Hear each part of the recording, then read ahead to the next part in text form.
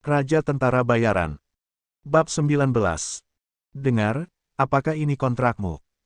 Sen Lian pertama kali meminta mereka untuk memastikan apakah kontrak itu benar. Benar, ini salinan asli kami. Saudaraku, bagaimana caramu melakukannya? Setelah Sen Xiaoyu dengan hati-hati memastikannya, dia mengangkat kepalanya dan bertanya tentang Sen Lian. Dia tahu bahwa Sen Lian sangat terampil, tetapi dia tidak mendengar apapun terjadi pada Jiang Ziqiang. Jelas Sen Lian tidak dengan paksa masuk ke gerbang gunung untuk mendapatkan kembali barang-barang itu. Haha, manusia gunung punya rencana cerdiknya sendiri. Cepat hancurkan kontrak ini. Tentu saja, Sen Lian tidak akan memberitahu Sen Xiaoyu cara mendapatkan kembali kontraknya secara detail, jadi dia hanya tertawa dan melupakannya. Melihat Sen Lian tidak mau mengatakan lebih banyak, ketiga wanita itu tidak mengajukan pertanyaan lagi dan dengan senang hati membatalkan kontrak. Mereka bertiga akhirnya merasa lega. Setelah melakukan semua ini, Liu Qian memandang Sen Lian dengan mata yang rumit. Orang yang awalnya sangat dia benci kini telah banyak membantunya sehingga Liu Qian tidak tahu bagaimana menghadapi Sen Lian dengan baik. Sen Lian, kamu menyelamatkan kami dan perusahaan. Katakan padaku apa yang kamu inginkan. Tepat ketika Liu Qian sedang berjuang, Chen Jiali adalah orang pertama yang berbicara. Dia tahu lebih baik bahwa Sen Lian telah memberikan kontribusi yang begitu besar kali ini, jadi dia harus membayar kembali mereka yang harus dibayar, yang setara dengan Sen Lian yang menyelamatkan seluruh orang. Perusahaan Lian, bahkan jika dia meminta posisi bosnya, Chen Jiali tidak akan cemberut. Nah, apakah ini caramu membalas budiku? Setelah mendengarkan kata-kata Chen Jiali, Sen Lian bertanya dengan sengaja seolah bercanda. Tentu saja, jika Anda butuh sesuatu, tanyakan saja, meskipun itu perusahaan ini. Ketika Chen Jiali mengatakan ini, dia secara tidak sadar mengungkapkan sikap seperti kakak perempuan tertuanya, yang membuat hati Sen Lian berdebar dan diam-diam mengagumi wanita dengan temperamen yang berbeda. Bisa disebutkan saja kan? Hehe. Setelah sadar kembali, Sen Lian memandang Chen Jiali dengan serius dan bertanya. Tentu saja, kamu mengatakannya. Chen Jiali merasa sedikit takut ketika dia ditertawakan oleh Sen Lian, tapi Chen Jiali tidak akan berubah pikiran dengan mudah jika dia menumpahkan air. Kalau begitu ayo, beri aku ciuman.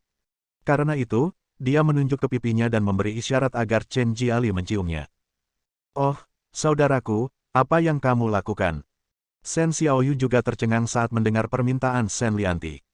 Melihat Chen Jiali yang tertegun, Sen Xiaoyu dengan cepat berbicara untuk membujuknya. Hei, Xiaoyu, bagaimana kamu bisa melakukan ini? Saudari Jialilah yang memintaku untuk mengajukan permintaan apapun. Bukankah ini termasuk permintaan? Kali ini, Sen Lian tidak membiarkan saudari ini, tetapi mulai berdebat dengan alasan. Siapa yang membiarkan Chen Jiali mencuri jiwanya? Selain itu hanya ciuman di wajah, jadi permintaan Sen Lian tidak terlalu banyak. Baiklah, aku akan menciummu. Chen Jiali, yang tersipu, berjuang sejenak, mengertakkan gigi dan berkata. Setelah berbicara, dia berinisiatif untuk pindah ke pipi Sen Lian dan menciumnya dengan lembut. Lumayan, sangat nyaman. Setelah dicium oleh Chen Jiali, Sen Lian merasakan bibir lembutnya dan mengungkapkan kekaguman yang tulus, lalu dengan cepat mengucapkan selamat tinggal dan meninggalkan kantor Chen Jiali. Melihat Sen Lian pergi, Liu Qian tidak bisa menahan diri untuk tidak menghentakkan kakinya dengan marah dan mengutuk dengan suara rendah tidak tahu malu. Xiao Qian, jangan bicara tentang Sen Lian, dia hanya bercanda. Mendengar omelan Liu Qian, Chen Jiali menghentikannya. Faktanya, Chen Jiali tahu betul bahwa Sen Lian hanya menggunakan permintaan bercanda untuk menolak pembayarannya. Saudari Jiali, itu ciuman pertamamu. Liu Qian terus berkata dengan marah. Oh, oke, itu hanya lelucon. Saya tidak keberatan. Anda sedang terburu-buru. Jangan menunda. Cepat pergi bekerja. Chen Jiali memutar matanya ke arah Liu Qian, dan kemudian mengirim Sen Xiaoyu dan Liu Qian pergi. Baru setelah kedua gadis itu pergi, Chen Jiali menarik napas dalam-dalam, menutupi pipinya yang panas dengan kedua tangannya, menundukkan kepalanya dan tidak tahu apa yang dia pikirkan. Kembali ke Departemen Keamanan, Wang Yong dan yang lainnya masih bergantian berjaga selangkah demi selangkah. Sen Lian tidak perlu khawatir sama sekali. Faktanya, mereka selalu bekerja di bawah pengaturan Wang Yong seperti ini. Kapten keamanan telah diubah, Wang Yong masih menjalankan fungsinya. Berbaring santai di satu-satunya kursi bos di Departemen Keamanan, Shen Lian mengeluarkan materi kotor yang ia temukan dari rumah Jiang Ziqiang dan membacanya seperti koran. Ketika saya membawanya pulang kemarin, sudah terlambat, dan Shen Lian mengabaikannya. Ketika dia bangun pagi ini, Shen Lian membawa semuanya. Dia tidak ada hubungannya, jadi dia hanya membacanya sebagai koran. Sambil membayangkan suasana hati Jiang Ziqiang setelah mengetahui bahwa hal-hal fatal ini hilang, Shen Lian mulai belajar dengan gembira. Ketika datang ke perusahaan-perusahaan besar ini, semuanya bersih. Di akhir halaman, Shen Lian menyentuh sebuah amplop, mengulurkan tangan untuk membukanya, mengambil surat itu dan membacanya. Bacaan ini tidak terlalu penting, tetapi Shen Lian menemukan rahasia yang menakjubkan tentang dirinya. Surat ini adalah surat jaminan, dengan nama 3 orang ditandatangani di atasnya, yang satu adalah Jiang Qiao dari grup Jiang, ayah Jiang Ziqiang, yang lainnya adalah Lao Ka, yang baru saja didengar Shen Lian kemarin, dan yang terakhir adalah Shen Lian tidak mengenal seorang pria bernama Ma Fu. Adanya surat ini untuk membuktikan sesuatu yang mereka bertiga lakukan bersama. Shen Lian percaya bahwa tidak hanya keluarga Jiang, tetapi juga Old Ka dan Ma Fu pasti memiliki surat seperti itu di tangan mereka satu sama lain. Percayalah, itulah mengapa saya menulis bukti seperti itu untuk memastikan tidak ada yang membocorkan berita tersebut. Lagi pula, dengan bukti seperti itu, jika terjadi sesuatu pada seseorang yang membocorkan rahasianya, akan mudah untuk berimplikasi orang lain. Bisa dikatakan tiba-tiba, 3 orang diikat dengan tali. Dan rahasia tentang Shen Lian terungkap dalam teks surat itu. Surat itu tentang kasus penculikan 12 tahun yang lalu.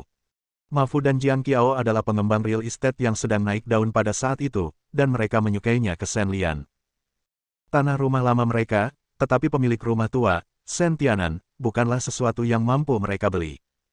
Dan dengan sumber daya keuangan Shen Tianan, mereka ingin membeli tanah rumah lama mereka dengan sedikit uang mereka punya. Itu hanya angan-angan saja.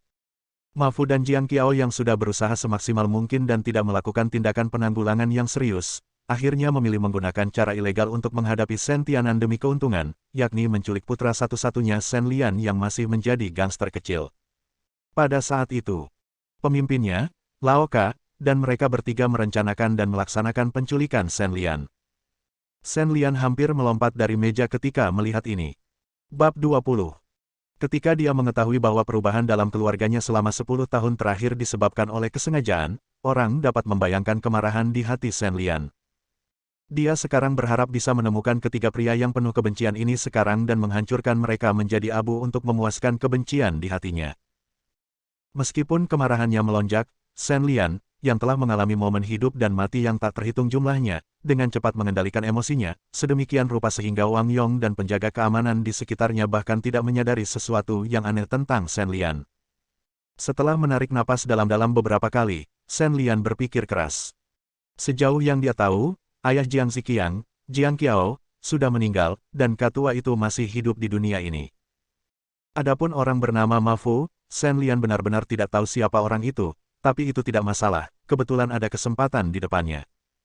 Mari kita urus lama ini dulu, baru bicara tentang Ma Fu. Memikirkan hal itu, Shen Lian menelepon Qiu Yue dan membuat janji untuk bertemu dengannya di sore hari. Qiu Yue tampak sangat bersemangat setelah menerima telepon Shen Lian, dia tidak memiliki banyak harapan untuk Shen Lian, tetapi tanpa diduga dia menerima panggilan darinya. Meskipun dia melewatkan kesempatan bagus karena Shen Lian, Qiu Yue masih sangat senang menerima bantuan tersebut. Setelah menutup telepon, Shen Lian memikirkannya lagi, memikirkan apa yang harus dia lakukan terhadap ketua ini. Kematian itu perlu. Di mata Shen Lian, tidak ada yang lebih penting daripada keluarganya. Keluarga Shen menderita selama lebih dari 10 tahun. Dari keluarga bahagia hingga keluarga yang hancur, kebencian ini hanya bisa dihilangkan dengan kematian. Tapi ini Tiongkok, bukan negara asing. Shen Lian tidak bisa melepaskan dan membalas dendam. Jika berada di luar negeri, itu akan terlalu mudah. Shen Lian dapat dengan mudah menghancurkan geng kelas 2 seperti Old Ka Gang dengan mengirimkannya tim kecil secara acak. Agar tidak membuat masalah menjadi besar, Shen Lian akhirnya memilih metode pembunuhan. Setiap ketidakadilan memiliki pemiliknya dan debiturnya memiliki pemiliknya yang mengetahui hal ini lebih baik daripada orang lain, Lao Ka. Jika tidak perlu jika demikian, Shen Lian sepertinya tidak melibatkan orang lain. Saat dia menundukkan kepalanya sambil berpikir, sesosok tubuh seksi masuk ke Departemen Keamanan. Liu Qian memandang Shen Lian yang sedang duduk di kursi dan memegang surat dengan bingung. Dia memberi isyarat kepada semua orang untuk diam dan berjalan diam-diam menuju Shen Lian pergi. Liu Qian, yang awalnya ingin menakut-nakuti Shen Lian, baru saja melangkah 5 meter dari Shen Lian ketika dia melihat Shen Lian, yang sedang berpikir keras, melirik lembut ke arah ini. Oh, membosankan sekali ditemukan olehmu sejauh ini. Melihat Shen Lian menemukannya, Liu Qian kehilangan suasana bercanda dan berkata dengan bibir melengkung. Langkah kakimu sangat keras saat berjalan, aneh sampai kamu tidak menyadarinya, oke. Saat dia berbicara, Shen Lian meletakkan kertas surat di tangannya dan memasukkan semuanya ke dalam lacinya bersama dengan tumpukan bahan. Hei, kenapa kamu menyimpannya? Benda apa itu? Liu Qian memperhatikan gerakan Shen Lian dengan penuh perhatian, maju ke depan dan bertanya dengan rasa ingin tahu, apakah dia tidak tahu bahwa penjaga keamanan masih perlu melihat dokumennya. Tidak cocok untuk anak-anak, mau menontonnya. Melihat keingintahuan Liu Qian, Shen Lian segera memasang ekspresi vulgar, mengangkat alisnya dan bertanya tentang Liu Qian, berpura-pura meraih hal-hal itu. Tidak, aku tidak ingin melihat. Seolah dia mengerti apa itu, Liu Qian melambaikan tangannya berulang kali, benar-benar kehilangan keinginannya untuk mencari tahu. Hei, sayang sekali kamu tidak melihat hal yang bagus. Kamu benar-benar tidak tahu bagaimana menghargainya. Melihat ekspresi Liu Qian, Shen Lian diam-diam tertawa di dalam hatinya. Dia paling memahami sifat manusia dan seringkali memiliki beberapa rahasia. Orang cenderung kehilangan minat untuk ingin melihatnya. Dengan cara ini, hal ini dapat meningkatkan peluang untuk menjaga rahasia. Hei, Tuan Liu, mengapa Anda begitu santai datang ke tempat saya? Setelah meletakkan dokumen-dokumen itu, Shen Lian menoleh ke Liu Qian dan bertanya, Departemen Keamanan ini bukan tempat untuk bersantai dan hiburan. Liu Qian seharusnya tidak melakukan kesalahan ketika dia datang ke sini, kan? Liu Qian berhenti, lalu berkata, saya datang ke sini terutama untuk mengucapkan terima kasih saja. Apakah Anda ada waktu luang malam ini? Saya ingin mentraktir Anda makan malam. Liu Qian tampak sedikit tidak wajar ketika dia berbicara. Dia menangis dan ingin menyelesaikan masalah dengan Shen Lian sehari sebelumnya, tetapi dia berbalik dan mengubah sikapnya hari ini, yang mengejutkan Shen Lian. Tampaknya Liu Qian ini memiliki temperamen yang buruk. Dia agak pemarah, tapi sebagai manusia, kamu harus selalu membalas kebaikan. Haha, bukankah kakak Jiali baru saja berterima kasih? Jika kamu benar-benar ingin berterima kasih padaku, maka kamu bisa menciumku juga. Melihat Liu Qian yang sangat berbeda dari kemarin, Shen Lian mulai bercanda dengannya. Kenapa kamu seperti ini? Liu Qian tertegun sejenak ketika dia mendengar kata-kata Shen Lian. Kemudian dia melihat sekeliling ke arah Wang Yong dan penjaga keamanan, yang tampaknya sibuk dengan urusan mereka sendiri tetapi sebenarnya diam-diam melihat ke sini. Dorongan saya sendiri untuk menyetujui permintaan Shen Lian. Mengambil inisiatif untuk mencium Shen Lian di depan umum jelas tidak dapat diterima bahkan oleh Liu Qian yang ceroboh. Oke, saya tidak akan menggodamu lagi. Kalau malam ini, baiklah, wajah Tuan Liu harus tetap diberikan. Melihat Liu Qian tidak bertengkar dengannya, melainkan menunjukkan ekspresi malu-malu, Shen Lian tiba-tiba merasakan perasaan aneh, dan dia dengan cepat mengubah nada bicaranya dan berhenti memprovokasi Liu Qian. Setelah mengatakan itu, Shen Lian berpikir Liu Qian harus pergi, tetapi dia tidak menyangka bahwa dia akan tetap berdiri di sisinya. Apa ada hal lain yang harus kamu lakukan? Melihat Liu Qian yang aneh dalam kebingungan, Shen Lian bertanya-tanya mengapa gadis kecil ini begitu aneh hari ini. Aku ingin memintamu mengajariku kungfu, jenis kungfu di mana kamu bisa melakukan banyak hal sekaligus. Liu Qian, yang ragu-ragu untuk waktu yang lama, berbicara. Shen Lian memandangnya dengan heran, berpikir pada dirinya sendiri bahwa gadis ini benar-benar berani berbicara. Dia akan memukul lebih dari 10 orang setiap kali dia membuka mulut. Jika berlatih begitu mudah, bukankah semua orang akan menjadi Kapten Jack? Ini sulit sekali. Kalau memang ingin berlatih, mainkan saja peralatan seperti itu dulu. Saat dia merenung, Shen Lian melirik penjaga keamanan yang bermain barbel, menunjuk ke arah mereka dan berkata kepada Liu Qian. Liu Qian melihat kembali ke sekelompok pria berkeringat dan langsung mengerutkan kening. Dia tidak ingin bergaul dengan pria kasar ini, jadi dia ingin Shen Lian mengajarinya. Tidak, aku ingin kamu mengajariku. Jelas merasakan penolakan Shen Lian, Liu Qian melanjutkan kepribadian agresifnya dan berbicara kepada Shen Lian dengan nada memerintah. Ini bukan pertanyaan apakah aku mengajarimu atau tidak. Kamu tidak memiliki kekuatan, jadi mengapa kamu mencoba melawan begitu banyak dari mereka? Kekuatan adalah kualitas yang abadi dan mendasar, mengerti? Bersambung.